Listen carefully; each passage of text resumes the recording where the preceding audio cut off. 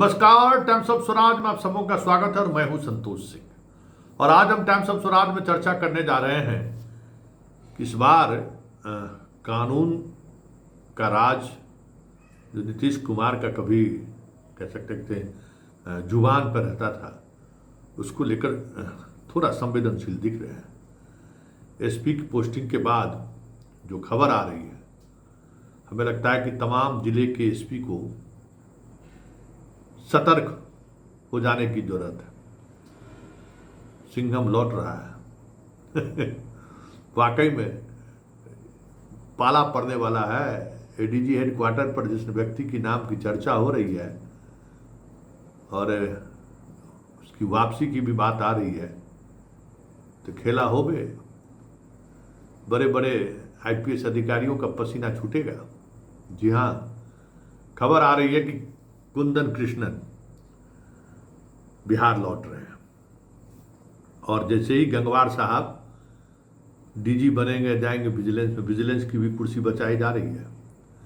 देख रहे हैं ना कि स्पेशल विजिलेंस का चार्ज दे दिया गया है, लेकिन विजिलेंस अभी भी बचा हुआ है। मतलब गंगवार साहब जाएंगे विजिलेंस के डीजी बनेंगे और कुंदन कृष्णन आएंगे, क्योंकि एडीजी का पद अभी भी खाली मुख्यालय का। और एडीजी मुख्यालय के जो सबसे मजबूत दावेदार थे सुनील कुमार, उनको आर्थिक अपराध इकाई का एडीजी बना दिया गया। मतलब अब इंतजार सिर्फ एडीजी मुख्यालय का है, जो सबसे डीजी के बाद सबसे महत्वपूर्ण पद माना जाता है। वैसे कुंदन कृष्णन की वापसी बहुत खतरनाक है।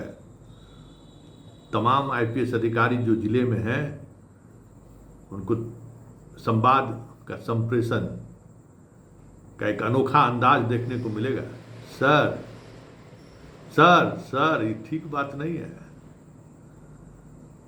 बैंक लूट हो गया, मर्डर हो गया, कहाँ सोए हुए थे? नहीं नहीं सर, सब बताइए, बीबी से बतिया रहे थे, कहाँ सोए हुए थे? तो अब इस तरीके के भाषा का इस्तेमाल होगा। तैयार रहिए। हमको तो लगता है कि बहुत सारे आईपीएस अधिकारी ऐसे होंगे जो कुंदन कृष्णन के कार्यकाल को देखे भी नहीं होंगे।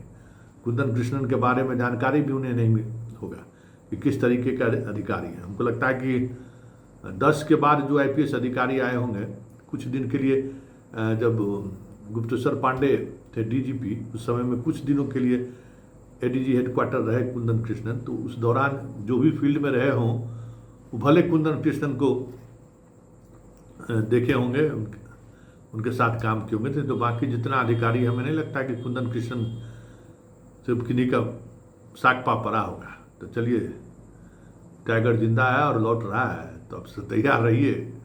अलग अलग तरीके की चीज़ें देखने को मिलेगा। वैसे डीजी साहब है तो आप दोनों आदमी पड़ोसी, डीजीपी साहब दोनों आदमी पड़ोसिए हैं। बड़ा बढ़िया रिश्ता भी है, लेकिन अब देखना ये है कि डीजी मुख्यालय और डीजीपी के बीच का जो रिश्ता रहा है, वो रिश्ता, क्योंकि जिस मिजाज के कुंदन कृष्णन है, वो दौर मुझे याद आ रहा है आरसीपी सिन्हा और अभयानंद वाली जी को। गजब, सरकार भी मजा ले रहा था। उस दौर को देखें, उसी दौर में हम पटना आए थे।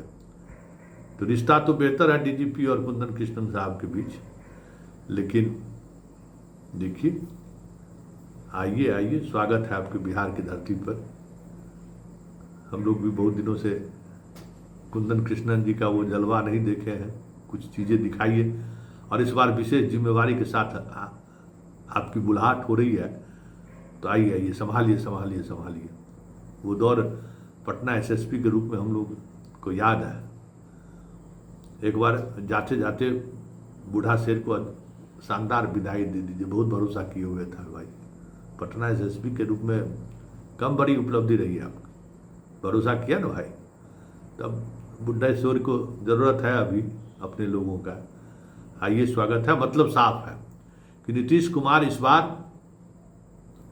कानून के राज को लेकर जिस तरीके से एसपी की पोस्टिंग हुई है, और पुलिस मुख्यालय में जिस तरीके से सीनियर आईपीएस अधिकारियों को 9 आईपीएस अधिकारियों का तबादला हुआ है, उस तबादले से हालांकि अधिकांश को अतिरिक्त प्रभार दिया गया है, लेकिन अतिरिक्त प्रभार के सहारे ही संकेत साफ है कि आने वाले दिनों में मतलब पूरी तौर पे जो एक खास तरीके का जो लॉबिंग किसी दौर में हुआ करता था, उस लॉबिंग के सहारे पूरे पुलिस महकमे को एक अलग तरीके से नापने की तैयारी की बिसात नीतीश कुमार ने बिछा दी है, ये साफ अब दिखने लगा है। अब इसका कितना प्रभाव लॉ एंड ऑर्डर पर पड़ेगा ये तो आने वाला वक्त बताएगा, लेकिन इतना तय है कि बहुत सारे लोगों का जो मतलब पुलिस डिपार्टमेंट पर जो बेवजह जो हस्तक्षेप हुआ करता था, वो हस्तक्षेप तो कमेगा ही, साथ ही